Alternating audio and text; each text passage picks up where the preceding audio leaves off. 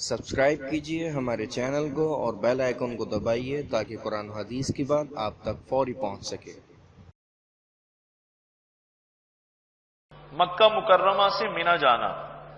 مسئلہ تمتع کرنے والے کو حج کا احرام 8ویں تاریخ کو مسجد حرام میں باندھنا مستحب ہے، اگرچہ حدود حرم کے اندر کسی دوسری جگہ سے بھی باندھنا جائز ہے۔ 8ویں ذی الحجہ کو سورج نکلنے کے بعد مکہ مکرمہ سے مینا کو چلے اور رات کو مینا میں قیام کرے۔ اگر 8ویں کو مکہ مکرمہ سے زوال کے بعد چلا اور ظہر کی نماز مینا میں پڑھ لی تب بھی کچھ مذائقہ نہیں۔ مسئلہ مینا میں 8ویں تاریخ کو جا کر ظہر، عصر، مغرب، عشاء، فجر 5 نمازیں پڑھنی مستحب ہیں اور رات کو مینا ہی میں ٹھہرنا چاہیے۔ مکہ مکرمہ میں کسی اور جگہ ٹھہرنا خلاف سنت ہے۔ اگرچہ مینا میں ٹھہرنا واجب نہیں ہے، مسنون ہے، لیکن اگر کسی کو کوئی مسئلہ ہو تو مینا میں نہ ٹھہرے، یہ بھی جائز ہے۔ مینا سے عرفات جانا۔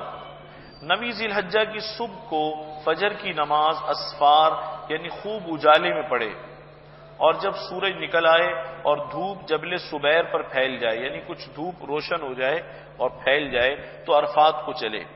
سورج نکلنے سے پہلے عرفات کو جانا خلاف سنت ہے۔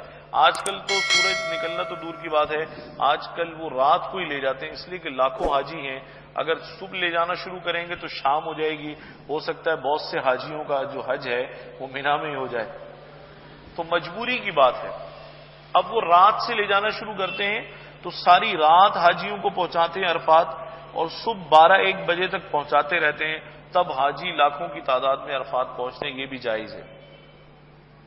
مسئلہ تلبیہ پڑھتے ہوئے عرفات میں داخل ہو۔ عرفات کے احکام۔ عرفات کا سارا میدان موقف یعنی ٹھہرنے کی جگہ ہے، اس میں جس جگہ بھی چاہے ٹھہرے، لیکن بطن ارنا کی وادی میں نہ ٹھہرے۔ یہ بھی ایک چھوٹی سی وادی ہے، اگر پتہ چل جائے کہ یہ وہی وادی ہے تو وہاں سے تھوڑا سا دائیں بائیں ہو جائے، لیکن آج کل پتہ نہیں چلتا۔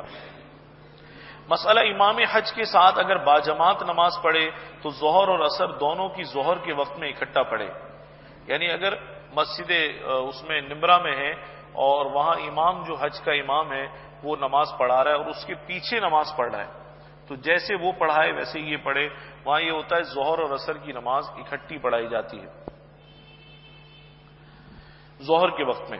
مسئلہ جب امام ممبر پر بیٹھ جائے، مؤذن تکبیر کرے اور امام ظہر کی نماز پڑھائے، اس کے بعد پھر دوسری تکبیر یعنی اقامت کے بعد عصر کی نماز پڑھائے۔ ظہر کے فرضوں کے بعد تکبیر تشریق تو کہہ لے، لیکن ظہر کی سنت موقدہ یا نفل نہ پڑھے اور عصر کی نماز کے بعد بھی ظہر کے نفل یا سنت نہ پڑھے۔ مسئلہ عرفات میں جمعہ جائز نہیں۔ اگر امام حج کے ساتھ باجماعت نماز نہ پڑھے بلکہ تنہا نماز پڑھے یا کچھ لوگ اپنی اپنی جماعت کر لیں تو ظہر اور عصر کی نمازیں اپنے اپنے وقت میں پڑھیں، جمع کرنا جائز نہیں۔ امام کے پیچھے پڑھ رہے ہیں پھر تو جمع کریں گے، اور اگر الگ الگ پڑھ رہے ہیں تو پھر جمع کرنا جائز نہیں ہے۔ امید ہے اس ویڈیو کو صدقہ جاریہ کے طور پر آپ لوگ ضرور لائک اور شیئر کریں گے، اور مزید پرسرار پہلوؤں کے بارے میں جاننے کے لیے ہمارے چینل کو سبسکرائب کریں۔ یا کچھ پوچھنا یا جاننا ہو یا کوئی مشورہ ہو ہمیں ضرور کمنٹس کریں یا ای میل کریں۔